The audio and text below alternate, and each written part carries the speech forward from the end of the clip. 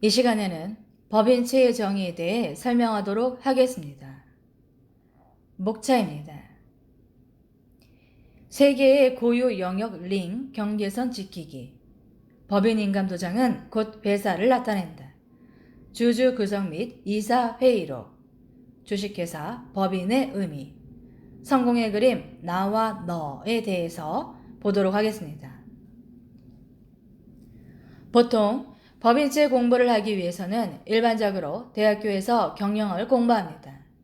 경영학을 공부하는 데 있어서 평균적으로 전공 과목을 4년 동안 공부하고 또 이후 석 박사학위를 위해 2년 동안 공부해서 총 6년 동안 경영학을 공부합니다.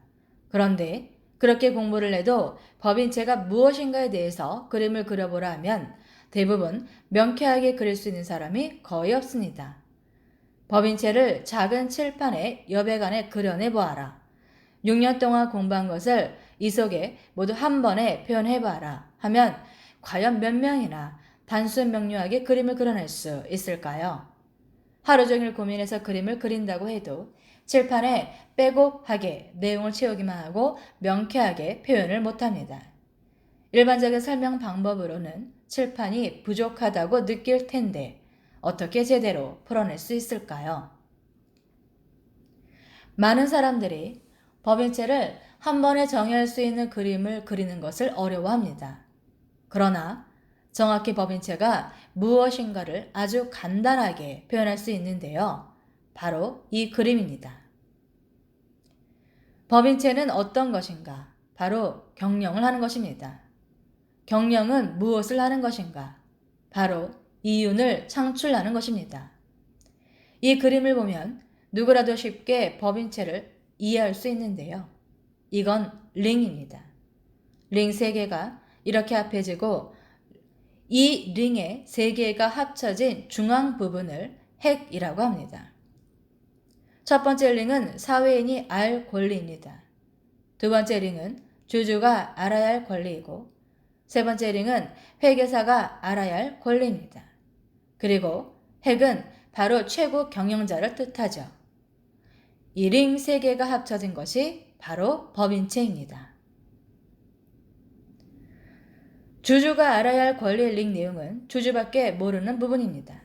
다른 사람이 이 영역의 내용을 알면 그건 잘못된 회사죠.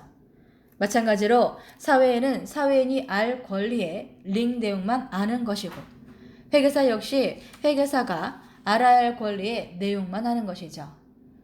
각자의 범위 안에 있는 사람들은 모두 아는 것처럼 보이지만 이 그림과 같이 제각각 아는 범위가 다릅니다.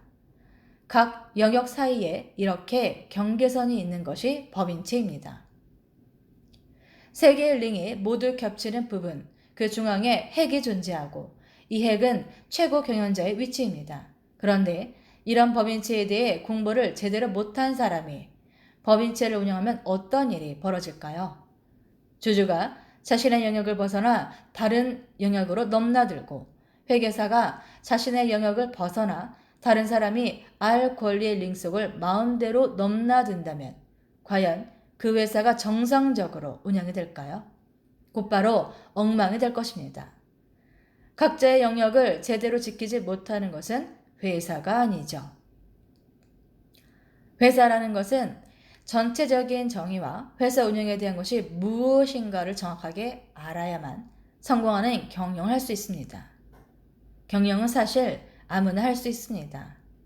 누구나가 법인을 설립하면 경영을 하는 것을 할 수 있겠죠. 문제는 성공하는 경영을 하느냐, 실패하는 경영을 하느냐의 차이점을 스스로가 알아야 된다는 것입니다.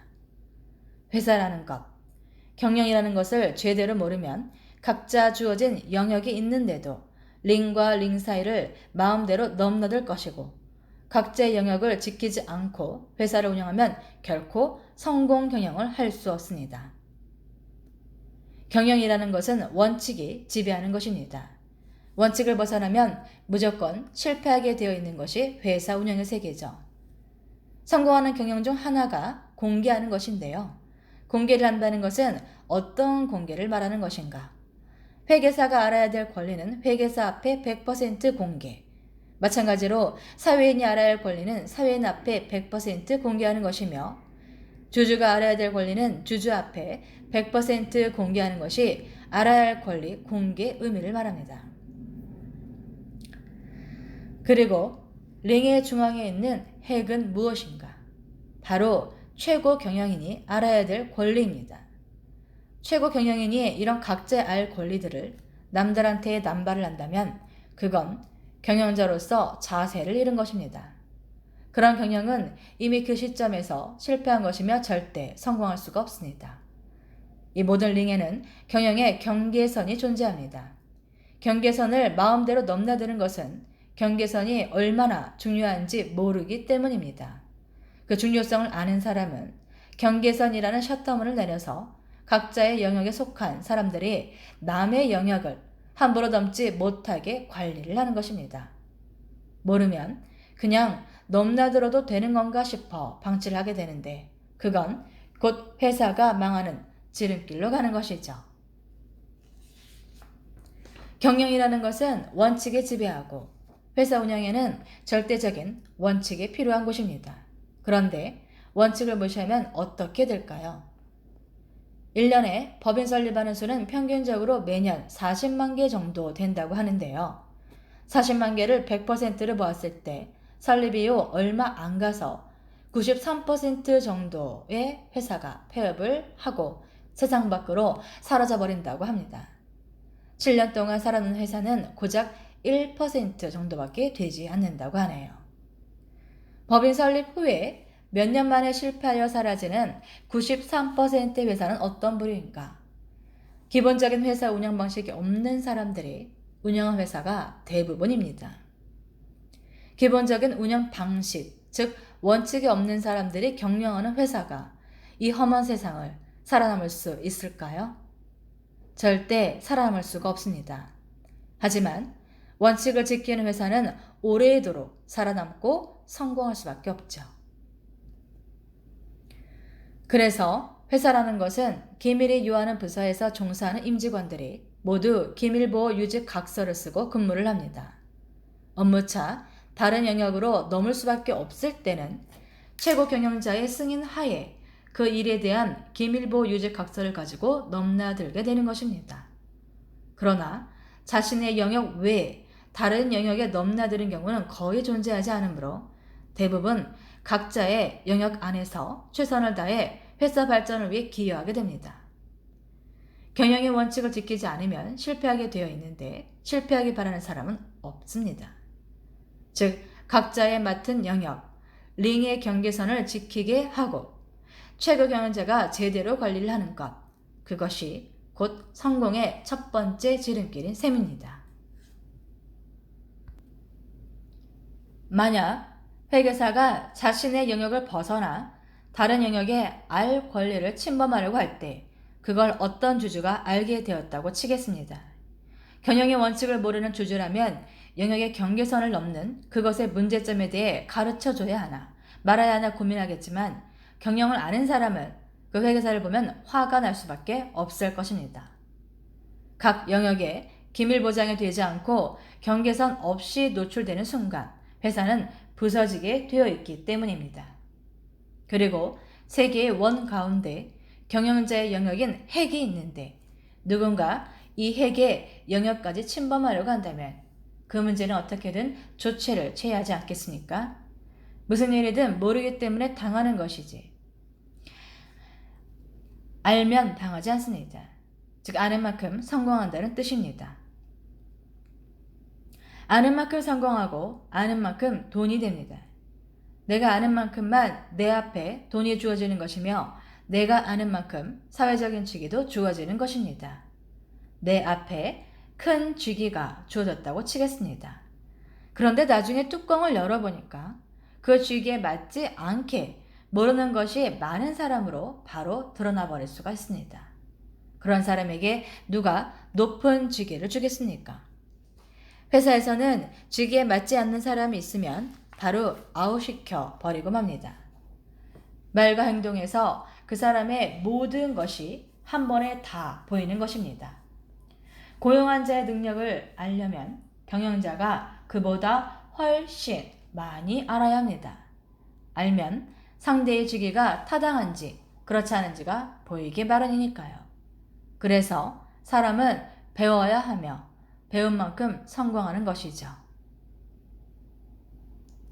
보통 많은 돈을 투자해서 회사를 운영하는데 사실 더 큰 투자는 내 시간을 투자하는 것입니다.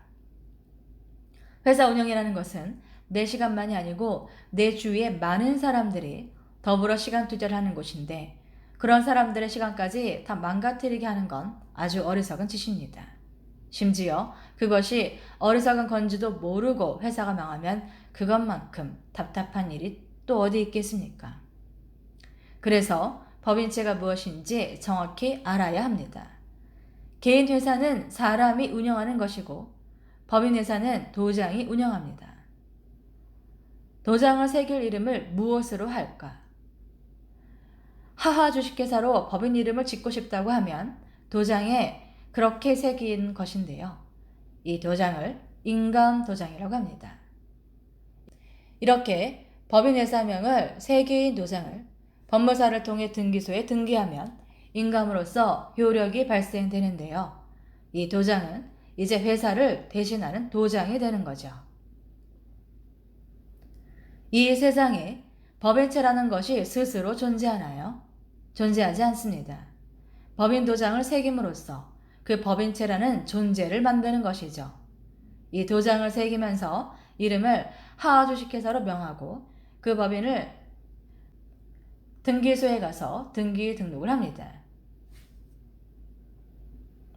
이 도장을 등기하면서 등기부 등본도 나오고 인감증명도 나오는데 법인으로 등록하는 순간 이 인감도장이 사람 역할을 하게 되는 것입니다. 사람이라면 외모에서 넥타이에 시계도 보이고 난방도 보이고 주머니도 보입니다. 사람은 이렇게 보이는데 도장은 보이나요? 도장이 보이려면 사람처럼 옷을 입혀야 되는데 그것이 대차 대조표입니다.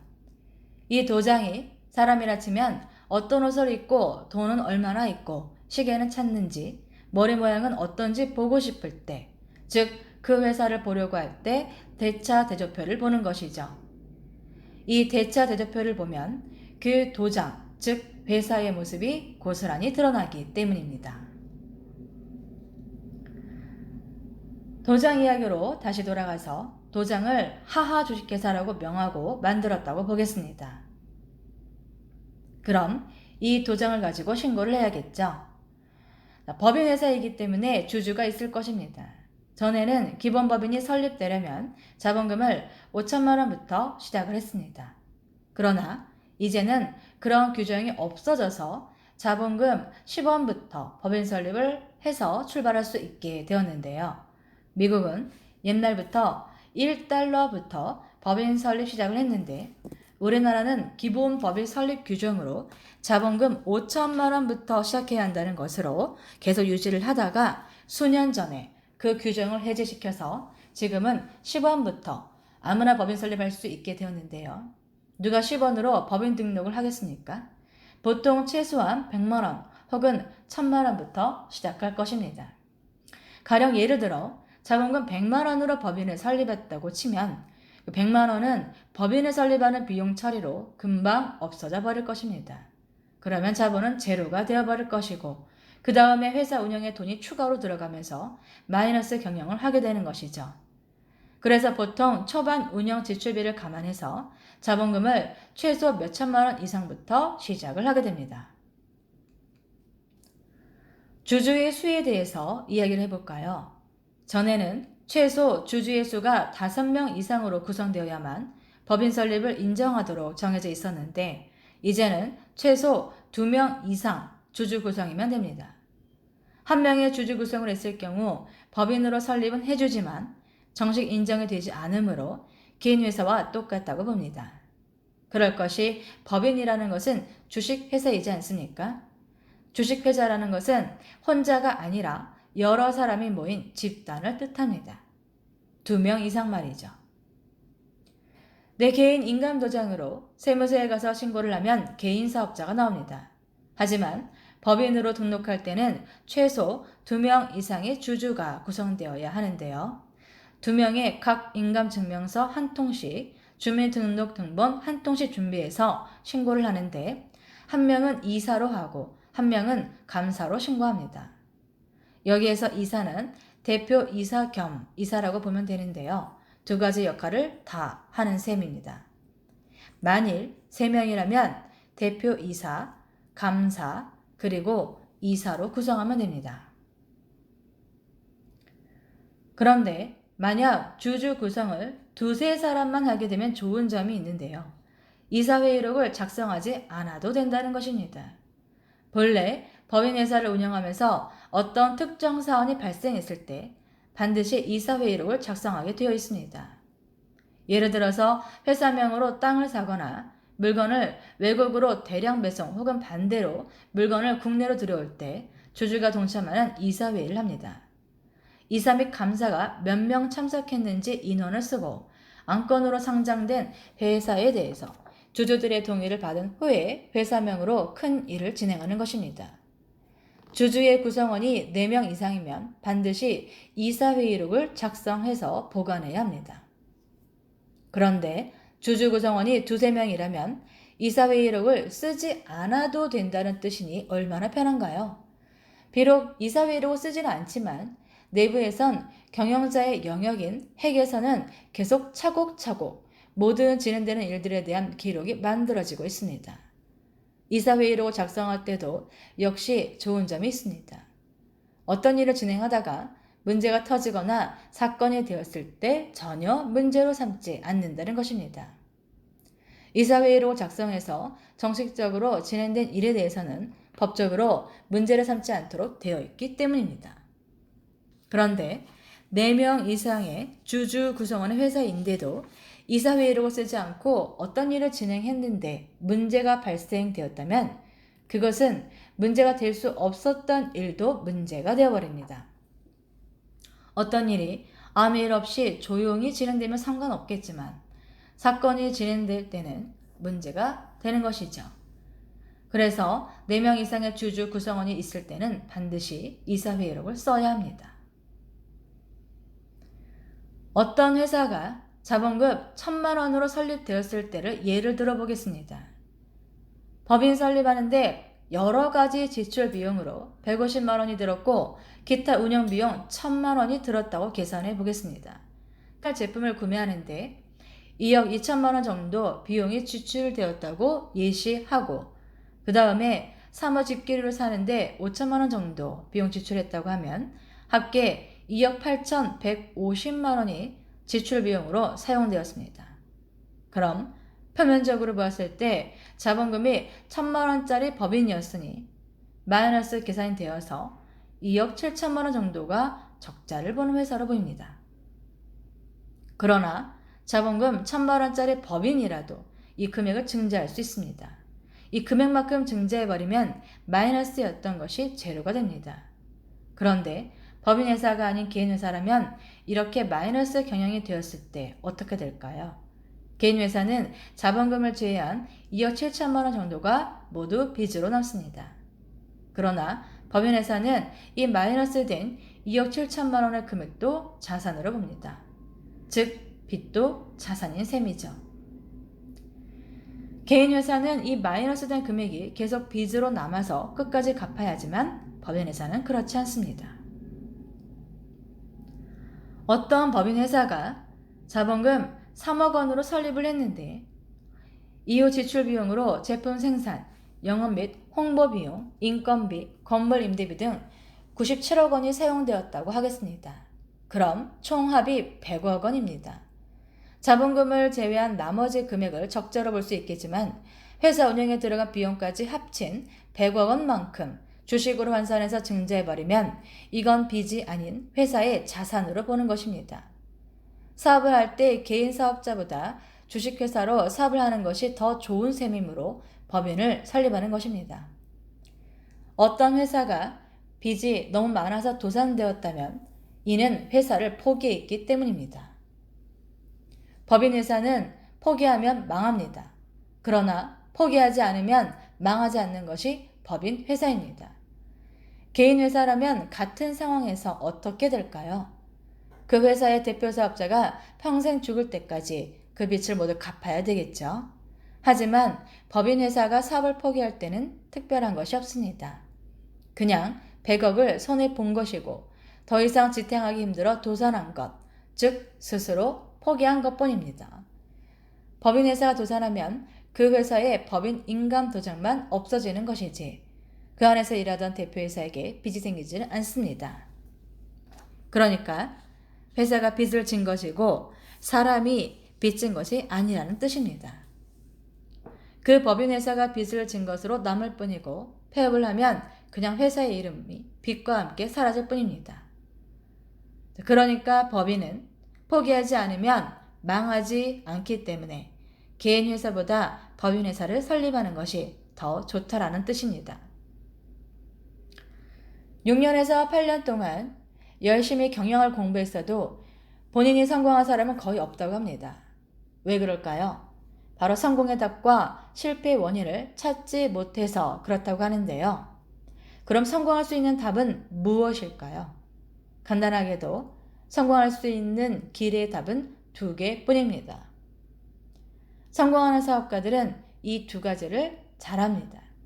바로 저지르고 수습하는 것. 사업은 저지르고 수습하는 것의 연속일 뿐입니다. 어떤 일을 저지르기만 하고 수습을 못하면 사기꾼 소리 들으니까 다들 악착같이 일을 해결하는 것입니다. 수습도 저질러야지만 할 수 있는 거 아닌가요? 시작이 되어야 성과가 있는 것입니다. 사람에 따라 조금의 차이는 있겠죠. 저지르지는 못하는데 수습은 잘하는 사람, 수습은 못하는데 저지르기만 하는 사람, 그리고 둘 다 잘하는 사람. 성공의 그림은 동그라미입니다. 실패의 그림은 네모난 돌멩이입니다. 어떤 사람의 그림이 네모로 되어 있다고 본다면 이 사람은 실패할 수밖에 없습니다. 왜일까요? 각 모서리마다 뭐가 나 있기 때문에 성공할 수가 없는 것입니다. 이 네모는 혼자 굴러갈 수가 없으니 굴러가면서 뭐가 난 부분이 여기저기 부딪히며 깎여 나갑니다. 계속 깎이다 보면 나중에 서서히 원형으로 되겠죠. 이렇게 네모가 동그라미로 변해가면서 성공의 길로 돌아서는 것이죠. 그 상황에서 스트레스 받는 사람들이 엄청 많은데요. 사업을 하는 데 있어서 어떤 일을 저지르는 법을 모르고 사업하는 사람은 더욱 힘이 들 것입니다. 사람은 여기저기 부딪힐수록 강해지고 부딪히다 보면 성공의 원형으로 바뀌어가는 것입니다. 많이 부딪힐수록 성공도 빨라지는 것이며 성공이라는 것은 원형밖에 없습니다. 사람마다 생각의 차이들이 있습니다. 그림을 보면 하나의 조직 안에는 저지르는 것을 잘하는 사람, 수습하는 것을 잘하는 사람이 있는데 왼쪽에 있는 사람은 잘 저지르는데 수습이 빈약합니다. 반대쪽에 있는 사람은 수습을 해주면서 보완해주고 있습니다. 이것을 보완작용이라고 합니다. 성공을 잘할 수 있는 사람은 어떤 사람인가? 서로가 장점만을 얘기하는 사람, 장점만은 높이 평가해주고 상대방의 단점은 서로 보완해주는 것. 이 그림이 나오면 성공에 가는 것입니다. 회사에는 경영자를 내주하는 식구들이 있는데 적은 곳은 10명 정도밖에 없겠지만 세계적으로 많은 종업원을 고용하고 있는 회사는 170만 명 정도 되는 곳도 있다고 합니다. 경영자가 왼쪽 면이고 종업원이 오른쪽 면이라 치겠습니다. 나와 너 1대1 구조. 여기서 경영자가 부족한 부분을 지시하고 그날 해야 하는 일들을 지휘합니다. 그래서 나와 똑같은 사람보다 어떤 사람이 많아야 할까요? 바로 나를 보완해 줄 수 있는 사람이 많아야 합니다. 그러면 직원을 많이 채용해야 하는데 나를 보완해 줄 수 있는 사람도 채용하고 나와 똑같은 사람도 많이 존재하도록 채용해야 합니다. 그렇게 해서 원만한 밸런스를 맞춰야 하는 역할을 가진 자가 바로 핵에 존재하는 최고 경영자입니다. 이런 기본적인 것들도 모르고 경영자가 되면 백발백중 실패자가 될 수밖에 없습니다. 성공할 수밖에 없는 나를 만들기 위해서는 성공의 원칙을 알아야 합니다. 성공을 하기 위한 요소 중 중요한 것 중 하나가 바로 속도인데요. 목적지까지 얼마나 빨리 달려가는가, 얼마나 시간을 단축할 수 있는가, 이런 것들이 사업의 성공 혹은 실패를 좌우합니다. 성공의 원칙을 알면 목적지까지 가는데 걸리는 시간을 단축할 수 있으며 단축한 기간만큼 들어가는 지출 비용까지 줄일 수 있으니 일석이조 아니겠습니까? 아는 것이 힘입니다. 모르고 운영하다가 잘 안되면 털어버리고 사업을 접어버릴 수 있겠지만 많은 시간과 돈을 투자했는데 어금니를 꽉 물어서라도 성공의 목적지까지 가야 하지 않겠습니까? 성공의 원칙, 세계의 고유 영역 링 경계선 지키기, 저지르고 수접하기, 나와 너가 함께 합동협심하여 문제 해결해 나가고 서로를 보완해주기. 이 원칙들을 알고 잘 지키면 누구나 성공하는 회사를 꾸려나갈 수 있을 것입니다. 이것으로 법인체의 정의에 대한 설명을 모두 마치도록 하겠습니다. 감사합니다.